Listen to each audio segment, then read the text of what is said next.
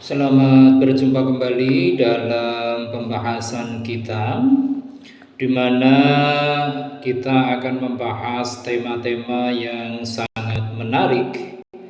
Dan khusus untuk kesempatan kali ini, kita akan membahas tentang soft skill, di mana soft skill ini merupakan suatu kemampuan dalam hal komunikasi, karakteristik seseorang, kecerdasan sosial yang melekat, serta kemampuan beradaptasi dengan baik di dalam kehidupan maupun dunia kerja.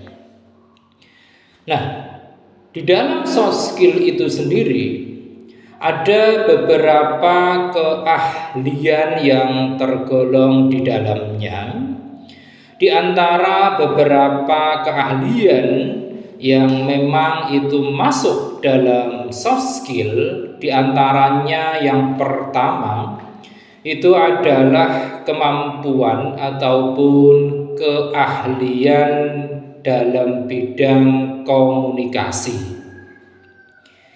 Di dalam bidang komunikasi ini merupakan suatu unsur yang teramat penting di dalam dunia kerja, yang termasuk di dalam kemampuan komunikasi ini, di antaranya juga dalam hal menjadi seorang pendengar yang aktif, kemudian juga aktif di dalam suatu organisasi, kemudian ada kemampuan dalam hal bernegosiasi, kemudian ada juga kemampuan untuk melakukan presentasi, kemudian juga ada yang menyangkut tentang public speaking, kemudian menyangkut komunikasi verbal,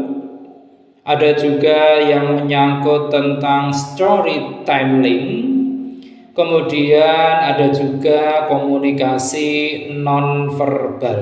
Itulah semuanya berkaitan dengan keahlian dalam bidang komunikasi.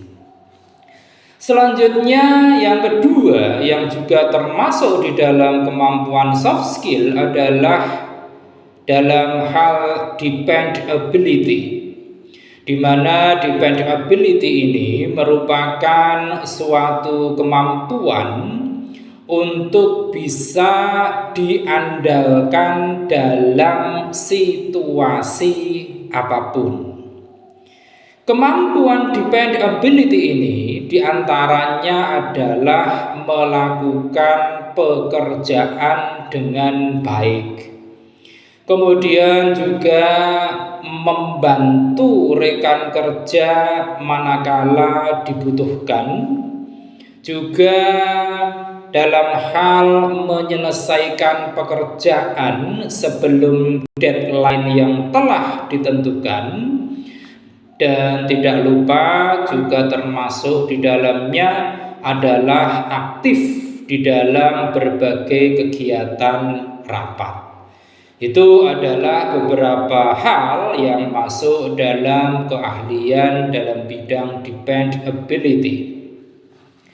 Kemudian kemampuan yang ketiga dari soft skill itu adalah kemampuan dalam hal problem solving, yang mana problem solving ini masuk dalam suatu keahlian yang memang sangatlah penting, di mana ini menyangkut tentang kreativitas seseorang, kemudian bagaimana seseorang itu mampu untuk berpikir kritis, dia juga mampu untuk melakukan suatu riset, kemudian juga orang itu mampu dalam melakukan suatu kerjasama dalam suatu tim, dan juga yang menyangkut tentang manajemen resiko. Ini adalah yang menyangkut tentang kemampuan dalam bidang problem solving. Kemudian yang keempat yaitu kemampuan yang menyangkut tentang kreativitas, yang mana ini merupakan suatu kemampuan untuk menemukan ide baru yang inventif dan menjanjikan. Biasanya kreativitas ini dilakukan beriringan dengan kemampuan-kemampuan yang lain, seperti misalnya kemampuan dalam hal komunikasi dan juga kemampuan untuk melakukan suatu aktivitas problem solving. Itu yang keempat. Kemudian yang kelima yaitu kemampuan dalam hal kepemimpinan ataupun sering disebut dengan leadership, yang mana beberapa keterampilan ataupun kemampuan dalam leadership ini diantaranya adalah lekat dengan manajemen konflik. Kemudian juga ada yang menyangkut tentang mentoring. Kemudian juga yang menyangkut tentang pendelegasian. Juga menyangkut tentang manajemen proyek.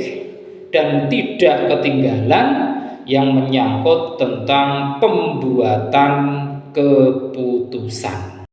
Ini yang kelima. Kemudian yang keenam, di dalam soft skill itu juga ada yang namanya keahlian ataupun kemampuan untuk bekerja sama dalam sebuah tim. Yang mana kerjasama dalam tim ini merupakan kemampuan untuk bekerja dengan orang lain, termasuk di dalamnya itu adalah bagaimana dia itu mampu menunjukkan empati, juga kemampuan untuk melakukan komunikasi yang baik dan melakukan kolaborasi dalam mencapai suatu tujuan. Kemampuan kerjasama di dalam suatu tim ini juga meliputi dalam hal membantu penyelesaian tugas dari seluruh anggota tim. Juga dalam hal bagaimana seseorang itu mampu untuk berpartisipasi dengan baik di dalam berbagai kegiatan rapat. Pun demikian dalam hal menyelesaikan tugas dengan tepat waktu dan juga mampu untuk menghargai pendapat orang lain. Itu adalah yang menyangkut tentang kemampuan dalam bekerja sama dalam suatu tim. Kemudian yang ketujuh adalah dalam soft skill juga ada kemampuan yang namanya kemampuan untuk beradaptasi, yang mana kemampuan untuk melakukan adaptasi ini diantaranya meliputi kemampuan dalam hal apakah dia itu mampu menjaga konsistensinya, apakah dia itu mampu berkomunikasi dengan baik, apakah dia memiliki peran dan aktif di dalam suatu organisasi, apakah seseorang itu juga mampu untuk mengedepankan fleksibilitas, dan tidak ketinggalan apakah seseorang itu memiliki tingkat optimisme yang tinggi. Ini adalah yang menyangkut tentang kemampuan soft skill dalam bidang adaptasi. Kemudian berikutnya yang kedelapan itu adalah kemampuan dalam berpikir kritis, yang mana kemampuan untuk berpikir kritis ini merupakan suatu kemampuan untuk menganalisis fakta sebelum pengambilan keputusan. Kemampuan berpikir kritis ini menyangkut beberapa hal yang itu berhubungan dengan penelitian ataupun riset dan analisis data. Kemudian juga ada kemampuan dalam mencegah datangnya resiko, dan juga bagaimana seseorang itu mempertimbangkan semua kemungkinan, pilihan, dan hasilnya. Ini adalah kemampuan dalam hal untuk berpikir kritis. Selanjutnya adalah yang ke-9, yaitu yang menyangkut tentang etika kerja. Kemampuan etika kerja ini juga termasuk di dalamnya itu tentang bagaimana seseorang itu mampu menjaga integritasnya. Kemudian juga bagaimana dia melakukan dan terlibat di dalam suatu teamwork. Kemudian juga bagaimana seseorang itu mampu menjaga kegigihannya. Dan juga bagaimana seseorang itu mampu menjaga perhatiannya tentang suatu jenis pekerjaan secara detail, dan bagaimana dia mampu untuk melakukan suatu aktivitas dengan berpedoman kepada manajemen waktu. Itu adalah etika kerja. Kemudian yang ke-10, di dalam soft skill juga ada kemampuan yang namanya manajemen waktu tadi, atau time management, di mana kemampuan dalam hal manajemen waktu ini merupakan suatu kemampuan seseorang untuk menggunakan waktu secara efektif dan juga produktif. Itulah beberapa keahlian ataupun kemampuan yang masuk dalam golongan ataupun kelompok soft skill. Nah, setelah ini kita mungkin akan mendapatkan suatu pertanyaan sederhana. Pertanyaan itu misalnya saja, bagaimana cara untuk meningkatkan soft skill seseorang itu? Nah, dalam hal ini ada beberapa cara yang bisa ditempuh untuk meningkatkan kualitas dari soft skill kita. Yang pertama adalah kita harus terlebih dahulu menentukan soft skill yang ingin ditingkatkan itu yang bagian mana. Meningkatkan kualitas ataupun kemampuan dalam hal soft skill ini dapat dilakukan kapan saja, asalkan ada niat dari dalam diri kita sendiri. Dan ini harus pula disertai dengan pola pikir bahwa semuanya itu dapat dijadikan sebagai latihan agar kita dapat terbiasa untuk berlaku disiplin dalam menjalankan aktivitas untuk meningkatkan beberapa kemampuan dari soft skill kita tadi. Ini yang pertama. Kemudian yang kedua, setelah kita menentukan soft skill mana yang ingin kita tingkatkan, yang kedua adalah kita mengamati soft skill positif dari orang lain. Di lingkungan kita bekerja khususnya, pastilah cukup banyak para profesional dengan berbagai kemampuan soft skill yang mereka miliki. Nah, dalam hal ini kita bisa mengamati berbagai pergerakan mereka, sekaligus kita juga sah-sah saja untuk meniru bagaimana mereka menerapkan kemampuan soft skill tersebut. Ini yang kedua. Kemudian yang ketiga, yaitu kita menetapkan pencapaian, yang mana untuk menetapkan pencapaian ini kita bisa mengetahuinya dengan cara kita bisa saja untuk bertanya secara langsung kepada rekan kerja kita, serta meminta mereka untuk memberikan kritik sekaligus saran untuk perbaikan kemampuan soft skill kita. Kemudian yang keempat, yaitu kita bisa menemukan tempat pembelajaran, yang mana dalam hal ini kita dapat memanfaatkan berbagai tempat atau dalam tanda kutip media untuk dijadikan tempat pembelajaran. Misalnya saja dari buku, bisa juga dari podcast, atau bisa juga kita mengikuti berbagai kelas baik itu offline maupun online untuk kita jadikan tempat pembelajaran yang tepat dalam meningkatkan soft skill kita. Nah, itu tadi beberapa cara yang bisa kita lakukan bila kita ingin meningkatkan kemampuan soft skill kita. Selanjutnya, kita juga mesti tahu bahwa di samping ada yang namanya soft skill seperti yang kita bahas tadi, ada juga kemampuan yang disebut dengan kemampuan hard skill. Lantas perbedaannya ada di mana antara soft skill dan hard skill ini? Perbedaannya yang pertama adalah bahwa kita akan membahas soft skill dulu, di mana di dalam soft skill itu merupakan suatu kemampuan yang erat kaitannya dengan kepribadian seseorang.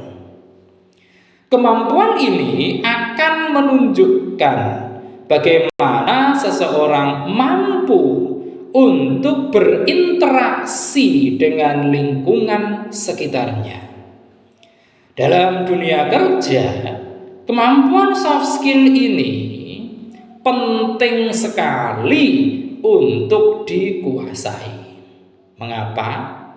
Karena apabila seorang karyawan itu tidak memiliki soft skill yang baik, maka akan dapat mempengaruhi kinerja tim secara keseluruhan.